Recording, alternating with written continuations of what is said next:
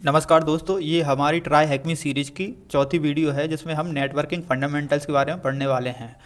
तो नेटवर्किंग में what is networking, ये जो सेक्शन है इसको आज हम कवर करने वाले हैं। हर बार की तरह जैसे हम करते हैं कि इसका जो कंटेंट है उसको हम हिंदी में ट्रांसलेट करते हैं और उसको पढ़ते हैं। तो ये जो भी कंटेंट इसका लिखा है वो मैंने एक वर्ड फाइल में हिंदी में कन्वर्ट कर लिया, जिससे हमें सीखने में दिक्कत ना आए, क्योंकि हमारी जो मदर टंग है उसमें सीखने का जो मज़ा है वो अलग ही है। तो नेटवर्क क्या है? तो नेटवर्क का मतलब क्या है? साधारणतः जुड़ी हुई चीज़ें। ठीक है, जैसे आपका दोस्ती का सर्कल होता है, जो आपके फ्रेंड्स होते हैं वो कौन होते हैं? जो आप जैसा इंटरेस्ट रखते हों, आप जैसी उनकी हॉबीज़ हों, आप जैसी स्किल्स हों, तो वो सभी लोग आपस में जुड़ जाते हैं। ठीक है। और नेटवर्किंग का जो उन्होंने जो ट्राई हैकमी वालों ने उदाहरण दिए हैं, नेटवर्किंग का क्या है? शहर का जो पब्लिक ट्रांसपोर्ट सिस्टम होता है वो भी एक नेटवर्क कहलाता है, या फिर नेशनल पावर ग्रिड जिससे हम बिजली हमारे घरों तक आती है, या पड़ोसियों से मिलना जुलना, एक वो भी नेटवर्क होता है, या फिर पोस्टल सिस्टम जिससे आप डाक भेजते हैं या प्राप्त करते हैं। तो ये नेटवर्क होते हैं। तो ये नेटवर्क क्या करते हैं कि आपको जोड़ने का काम करते हैं। मान लीजिए आप किसी शहर में एक चौराहे से दूसरे चौराहे तक जाना चाहते हैं, तो आप उस शहर की जो ट्रांसपोर्ट बस है उसमें बैठकर एक चौराहे से दूसरे चौराहे तक आराम से जा सकते हैं, क्योंकि वो एक नेटवर्क फॉर्म कर रहा है। उसी प्रकार से जो बिजली है, आपकी लाइट है, वो आपके घर तक पहुंच रही है एक नेटवर्क के थ्रू। यदि आप उस नेटवर्क से नहीं जुड़ेंगे, मान लीजिए आपके घर की जो मीटर का वायर है काट दिया जाए, तो आप कहीं ना कहीं लाइटिंग से वंचित रह जाएंगे, या फिर मतलब आपके घर पर लाइट नहीं आएगी, तो वो आप नेटवर्क से अलग हो गए। लेकिन जब तक आप जुड़े हैं तब तक आपको नेटवर्क का फ़ायदा मिल सकता है। तो इसी प्रकार कंप्यूटर के क्षेत्र में नेटवर्किंग क्या है? तो कंप्यूटर के क्षेत्र में नेटवर्किंग का मतलब है कि जो डिवाइसेज होते हैं, मतलब कंप्यूटर के डिवाइस या इलेक्ट्रॉनिक डिवाइस जो आपस में कम्युनिकेट करते हैं, उसे हम उनका एक नेटवर्किंग सिस्टम कहते हैं, कंप्यूटर नेटवर्किंग सिस्टम। ठीक है। इसमें इन्होंने बताया है कि जो एलिस है, ये बॉब और जिम, इन तीनों का एक ग्रुप है, एक नेटवर्क है। ये आपस में कम्युनिकेट कर सकते हैं। मतलब ये मान लो ये आपस में दोस्त हैं, इनके पास अपने व्हाट्सअप नंबर वगैरह या फ़ोन नंबर हैं, ये एक दूसरे से बात कर सकते हैं, मिल सकते हैं। ठीक है। और what is the key term of 4 devices that are connected together? तो इसका आंसर नेटवर्क है। और अब से मैं ये करूँगा कि आपको ये आंसर ना बताऊँ, क्योंकि आप खुद इनका आंसर सर्च करें तो ज़्यादा बेटर होगा। और आपको एक चीज़ पूरी तरह क्लियर कर दूं, जब तक आप पढ़ने की आदत नहीं डालेंगे, यदि आप सोचते हैं सिर्फ यूट्यूब पर वीडियो देखकर हमारा काम चल जाएगा, हम बिना प्रैक्टिस करे ही सीख जाएंगे, और आप ये चाहते हैं डायरेक्ट हम हैकिंग सीख जाएं, तो आप बहुत गलत ट्रैप में फंसे हुए हैं। क्योंकि आपको जो बेसिक्स हैं आपको कंप्लीट करना ही होगा। आपको सीढ़ी बाई सीढ़ी ही ऊपर चढ़ पाएंगे। यदि आप डायरेक्ट सोचते हैं कि मैं डायरेक्ट हैकिंग सीख जाऊं, या डायरेक्ट जो लोग हैकर्स जो होते हैं वो सिखाते हैं वो सीख लें, तो ऐसा कुछ नहीं होता। आपको बेसिक से ही जाना पड़ेगा। और ट्राई हैकमी ने बहुत अच्छे तरीके से हमें मॉड्यूल दे रखे हैं, तो आप इनका उपयोग करें। यदि आपके पास पेड वर्जन भी नहीं है तो भी मैं हर एक वीडियो का आपको कंटेंट उपलब्ध करा रहा हूँ, तो आप इसकी सहायता से आप चीज़ें सीख सकते हैं। ठीक है। नेक्स्ट जो है, इन्होंने बताया कि व्हाट इज़ इंटरनेट, इंटरनेट क्या है। तो चलते हैं हमारे वर्ड फाइल पर। इंटरनेट क्या है? ठीक है, इंटरनेट एक बहुत बड़ा नेटवर्क है जो छोटे छोटे नेटवर्क से मिलकर बना है। ठीक है। उदाहरण के लिए इन्होंने एक उदाहरण दिया, जो एलिस और इनके फ्रेंड थे, ये आपस में एक दूसरे का नेटवर्क थे, एलिस, बॉब और जिम। लेकिन जो जैन और टॉबी है, ये एक लैंग्वेज नहीं जानते। मान लीजिए ये हिंदी वाले 2 लड़के हैं और ये आपस में 3 इंग्लिश वाले हैं, लेकिन एलिस को हिंदी भी पता है, मतलब वो हिंदी भी जानती है। तो वो इनसे कम्युनिकेट करने के लिए जैसे टॉप से हिंदी में बात कर लेगी या जैन से हिंदी में बात कर लेगी, और इन्हें ट्रांसलेट इंग्लिश में कर देगी। तो इस प्रकार से इन्होंने अपना एक नेटवर्क फॉर्म कर लिया, जिससे कि ये एक दूसरे से बातचीत कर सकते हैं। तो इस प्रकार इन्होंने एक उदाहरण दिया है दोस्तों के थ्रू या एक ग्रुप के थ्रू। ठीक है। तो इंटरनेट की शुरुआत ARPANET प्रोजेक्ट से हुई, जो 1960 के दशक में अमेरिका की डिफेंस डिपार्टमेंट ने शुरू किया था। ठीक है। और 1989 में टिम बर्नर्स-ली ने वर्ल्ड वाइड वेब www बनाकर इंटरनेट को आज का स्वरूप दिया है। जो आप आज इंटरनेट देख रहे हैं वो 1989 में टिम बर्नर्स-ली द्वारा जो बनाया गया वर्ल्ड वाइड वेब, उसकी ही देन है। तब से इंटरनेट स्टोरिंग और शेयरिंग का माध्यम बन गया है। ठीक है।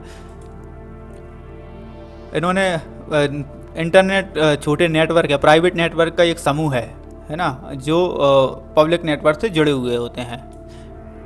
और नेटवर्क दो प्रकार के होते हैं, प्राइवेट नेटवर्क और पब्लिक नेटवर्क। नेटवर्क से जुड़े डिवाइस अपनी पहचान के लेवल्स आईपी का प्रयोग करते हैं। ये चीज़ मैं बताता हूँ आपको आगे, ठीक है। अब जैसे ये इंटरनेट है, तो इंटरनेट क्या है, नेटवर्क का एक ये छोटा सा नेटवर्क है, ये दूसरा नेटवर्क है, ये तीसरा नेटवर्क है, ये आपस में जुड़कर एक इंटरनेट बनाते हैं। तो इसी प्रकार देश दुनिया भर के जो भी लोकल एरिया नेटवर्क हैं वो आपस में जुड़कर पूरा ग्लोबली क्या बनाते हैं, इंटरनेट बनाते हैं। और इसका question who invented the world wide web, तो टिम बर्नर्स-ली इसका आंसर है। अब इसमें इन्होंने बताया कि आइडेंटिफाइंग डिवाइस ऑन नेटवर्क, मतलब नेटवर्क पर कोई डिवाइस को कैसे पता चलेगा कि कौन सा डिवाइस क्या है और किससे कनेक्टेड है। तो इसके लिए इन्होंने दो चीज़ें बताई हमें, पढ़ लेते हैं, आईपी एड्रेस और मैक एड्रेस, ठीक है। डिवाइस को इंटरनेट पर पहचानने और ख़ुद को पहचानने के लिए दो तरीके होते हैं, ठीक है। मतलब इंटरनेट पर कोई डिवाइस कैसे पहचाना जाएगा और वो ही स्पेसिफिक डिवाइस है वो कैसे पहचाना जाएगा। तो इसके लिए बिल्कुल इंसानों की तरह जिनके पास नाम और फिंगरप्रिंट होते हैं। नाम एक प्रकार से आईपी का काम करेगा, आईपी एड्रेस का, और जो फिंगरप्रिंट है वो मैक एड्रेस का काम करेंगे, क्योंकि इंसान अपना नाम बदल सकता है पर फिंगरप्रिंट नहीं। इसी तरह नेटवर्किंग डिवाइस की पहचान के लिए दो चीज़ें होती हैं, एक आईपी एड्रेस और मैक एड्रेस, ठीक है। अब आईपी एड्रेस के बारे में देखते हैं, आईपी एड्रेस क्या होता है। हालांकि ये आईपी एड्रेस से रिलेटेड मैंने बहुत एक अच्छी वीडियो बना रखी है यूट्यूब पर, यदि आप उसको मेरे प्ले लिस्ट में जाकर देखेंगे नेटवर्किंग की बेसिक्स में, तो आपको ये मिल जाएगा। तो आईपी एड्रेस एक नंबर्स का समूह होता है जो 4 भागों या 4 ऑक्टेट्स में बटा होता है। तो इसमें जैसे देखा रखा है, ये 4 ऑक्टेट हैं, ऑक्टेट 1 2 3 4, ठीक है। ये 4 भागों में बटा होता है आईपी एड्रेस। हर डिवाइस का नेटवर्क पर आईपी एड्रेस होता है जो समय समय पर बदल सकता है, लेकिन एक नेटवर्क में एक ही आईपी एड्रेस एक समय पर 2 डिवाइस के लिए नहीं हो सकता।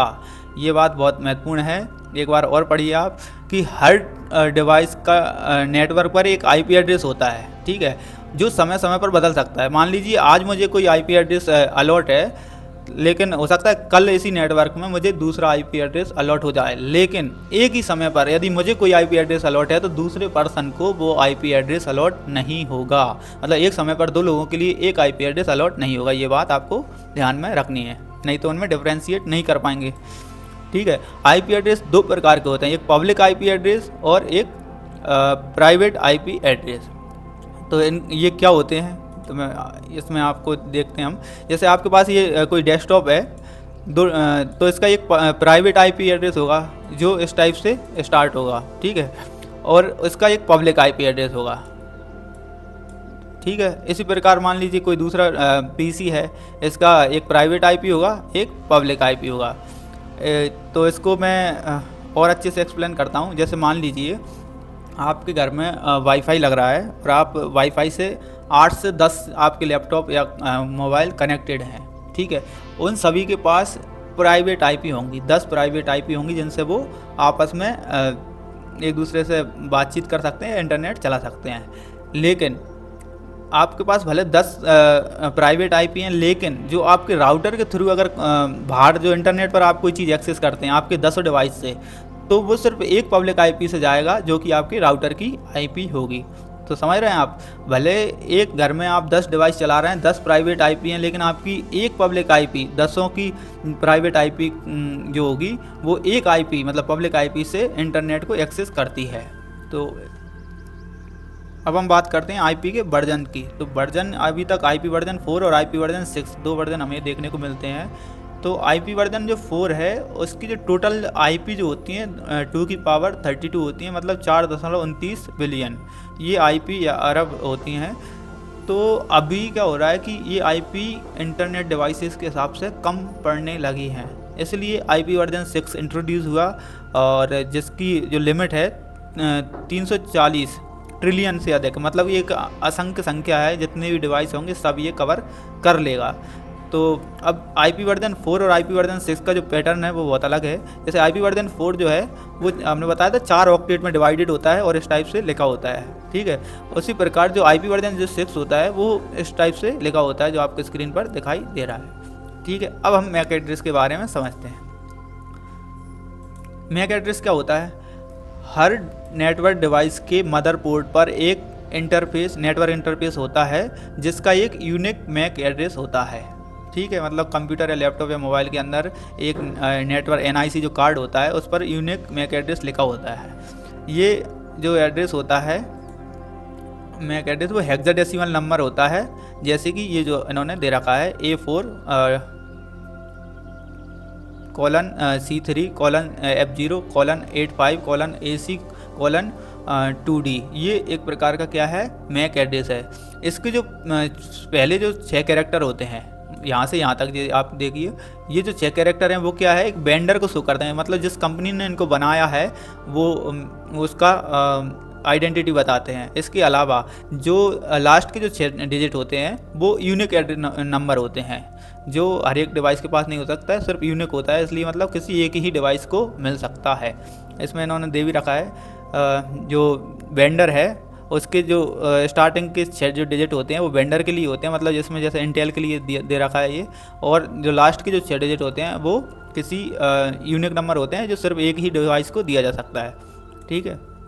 अब मैक स्पूफिंग क्या होती है, तो इन्होंने सिर्फ इसका ये बताया है कि नॉर्मली क्या होता है, हम ये बताएं IP चेंज हो जाती है, लेकिन मैक एड्रेस चेंज नहीं होता, स्पूफ हो सकता है। स्पूफ कैसे कि वो हार्डवेयर लेवल पर तो ऐसा नहीं है कि आप लैपटॉप में से वो NIC कार्ड निकाल लेंगे और उसको मिटाकर और दूसरा मैक एड्रेस लिख देंगे, ऐसा तो पॉसिबल नहीं है।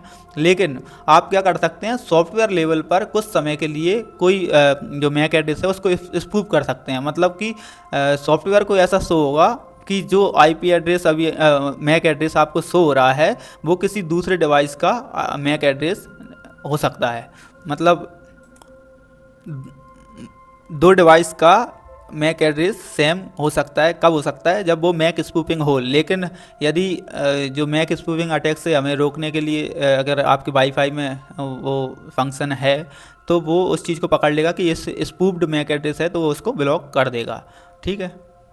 अब इसमें ये क्या होता है, मैक एड्रेस को नकली बनाया जा सकता है जिसे स्पूफिंग कहते हैं।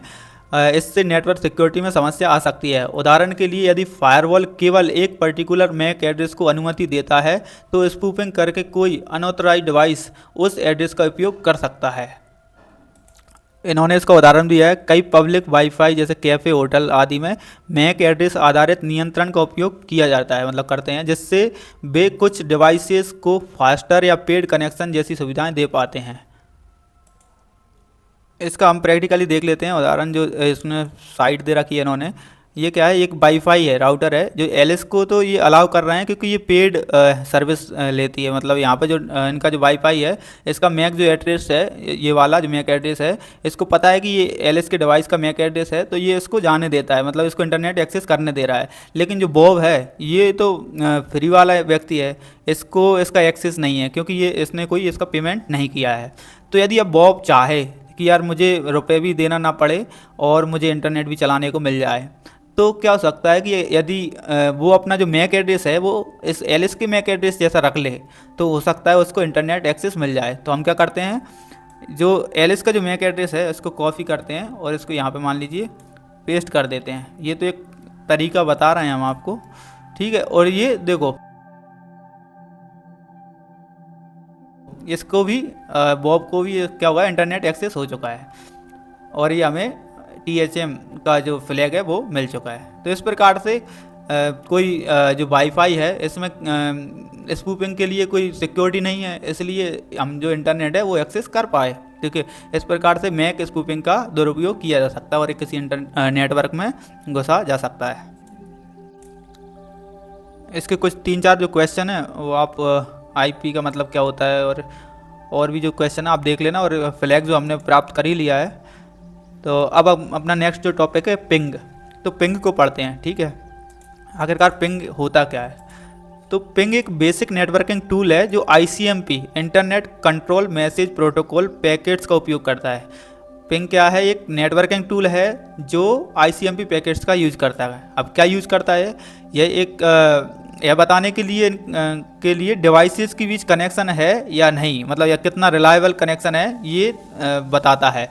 तो पिंग के ICMP जो पैकेट्स होते हैं उनको इको पैकेट्स भेजता है और वापस में मतलब जो रिप्लाई में इको रिप्लाई पैकेट्स वापस प्राप्त करता है। तो मैं आपको बता देता हूँ, इसमें इन्होंने डिफाइन किया है। मान लीजिए कोई वेबसाइट है जिसको हम पिंग कर रहे हैं, पिंग, और इसका जो वेबसाइट का IP एड्रेस जो है वो है 192.168.1.1.254। ठीक है। अब ये जो IP है इसे हम पिंग करेंगे तो ये मान लीजिए अपना जो ICMP पैकेट जो भेजता है उसको ये 2.18 मिलीसेकंड में ये वापस इको रिप्लाई प्राप्त कर लेता है। इसी प्रकार ये कई सारे पैकेट्स भेजकर देखता है, तब ये पता लगा पाता है कि ये जो 6 पैकेट्स मान लो इसने ट्रांसफ़र किए हैं, 6 packets transmitted, 6 received, 0 packet loss, और जो टाइम जो दिखा है उन्होंने टोटल जो टाइम है 5008 मिलीसेकंड। तो इसका क्या है कि जो हमारा सिस्टम है वो इस वेबसाइट को पिंग कर पा रहा है, मतलब उसको एक्सेस कर सकता है। ठीक है। यदि ये पिंग नहीं कर पा रहा तो मतलब हम अपने सिस्टम के द्वारा उस वेबसाइट को एक्सेस नहीं कर पाएंगे, तो हमें फिर इंटरनेट कहीं ना कहीं प्रॉब्लम दे रहा होगा हमारा, या कोई और रीज़न होगा, तो उसे चेक करना होता है। तो पिंग का यही काम होता है। अब इन्होंने एक वेबसाइट दे रखी है, उसे हम पिंग करना है।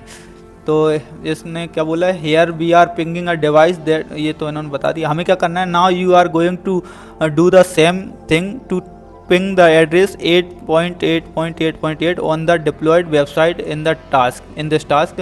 Pinging the correct address will reveal the flag to answer the following question below. मतलब हमें जो IP एड्रेस है वो डालना है, कौन सा डालना है, 8.8.8.8। मतलब ये क्या करेगा, इसको पिंग करेगा। पिंग की कमांड आपको ये देखने को मिल रही है, पिंग -C और जो IP एड्रेस है वो डाल देंगे। ठीक है। तो ये हमने जो पिंग किया तो ये हमें एक फ्लैग मिल गया, ये जो है THM I pinged the server. ठीक है। इन्होंने जो इसका जो आंसर है फ्लैग, इसमें ये कॉपी पेस्ट कर देना आप, और ये आपका आंसर हो जाएगा। तो इस प्रकार से हमने आज नेटवर्किंग का लगभग ये कंप्लीट कर लिया, और अगले जो मतलब लेक्चर होगा उसमें हम LAN के बारे में पढ़ेंगे। ठीक है। अब आप थोड़ा हो सकता है ये चीज़ें स्लो लग रही हों आपको लग रहा हो कि हम बहुत स्लो आगे बढ़ रहे हैं, चीज़ों को मतलब बहुत जल्दी नहीं सीख पा रहे हैं। तो इसका रीज़न ये है कि हम बेसिक्स कंप्लीट करना है, हम आदत डाल रहे हैं पढ़ने की। यदि आप आदत नहीं डाल पाएंगे पढ़ने की, और सिर्फ आप चाहते हैं कि हम वीडियोस देखते रहें जो क्लाइमैक्स बताते हैं लोग बाग के, ये हैक कर दिया वो हैक कर दिया, लेकिन आप बेसिक्स नहीं पढ़ेंगे, आपको पिंग का मतलब पता नहीं होगा, आपको ARP DHCP ये कोई जानकारी नहीं होगी, तो आप फ्यूचर में कोई चीज़ अच्छे से नहीं सीख पाएंगे। ठीक है।